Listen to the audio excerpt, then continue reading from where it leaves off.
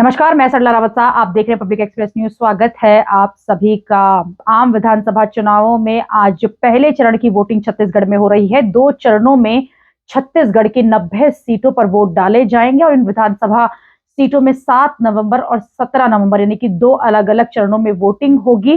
पहला चरण यानी कि 7 नवंबर को 20 सीटों पर वोट डाले जाएंगे। सुबह से ही वोटिंग बूथ पर वोटर्स अपना वोट डालने के लिए पहुंचे हैं, लेकिन आपको बता दें कि सुबह ही नक्सलियों ने विरोध करा था और नक्सली जो है वो लगातार बहिष्कार कर रहे हैं और लोगों से भी अपील कर रहे हैं कि चुनावों में वोट डालने ना जाए। बहिष्कार किया गया है नक्सलियों की तरफ से। उधर सुकमा में भी नक्सलियों ने हमला किया है, लोगों को चुनावी बूथों पर जाने से रोका गया, जिसकी जवाबी कार्रवाई में पुलिस ने भी, सुरक्षा कर्मियों ने भी पुलिस गोली चलाई है नक्सलियों के ऊपर। लेकिन उसके बाद बताया जा रहा है कि वोटिंग जो है वो दोबारा से शुरू हुई है। सुबह 11 बजे तक अब छत्तीसगढ़ की जिन 20 सीटों पर चुनाव हो रहा है, 22% तक वोट डाले जा चुके। तो वहीं कई ऐसे नक्सली प्रभावित इलाके हैं जहां 8 से 10 ही वोट अभी तक डाले गए थे कि 11 बजे तक उन उन उन बूथ पर केवल 8 से 10 लोगों ने ही वोट डाले थे, क्योंकि ये नक्सली प्रभावित इलाके हैं।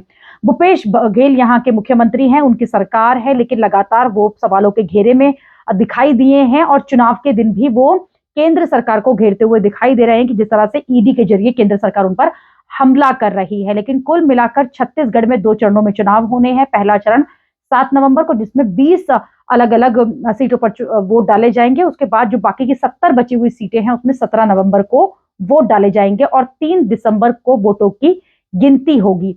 देखना होगा कि यहाँ पर बीजेपी किस तरह से खेल कर पाती है, क्योंकि लगातार बीजेपी के नेता जो हैं, छोटे बड़े सभी नेता छत्तीसगढ़ पहुंचे थे और चुनावी रैलियां की थी और वोट मांगे गए थे। और बीजेपी काफी यहाँ पर स्ट्रांग बल के भी निकली है और लगातार ये कहते हुए दिखाई दे रही है कि इस बार बीजेपी की ही वहां सरकार बनेगी। हालांकि ये रिजल्ट के बाद ही पता चलेगा कि एक बार फिर भूपेश बघेल जो हैं वो अपनी सरकार बनाएंगे या फिर दूसरी पार्टी जो है वो निकल कर आएंगी, या कमल खिलेगा या नहीं खिलेगा, वो 3 दिसंबर को पता चलेगा। लेकिन छुटपुट घटनाओं के बावजूद छत्तीसगढ़ में फिर से एक बार वोटिंग जो है वो शुरू हो चुकी है। अभी के लिए इतना ही। अगली खबर में आपसे फिर होगी मुलाकात। देश और दुनिया की खबरों के लिए आप देखते रहिए, आप जुड़े रहिए पब्लिक एक्सप्रेस न्यूज के साथ। धन्यवाद।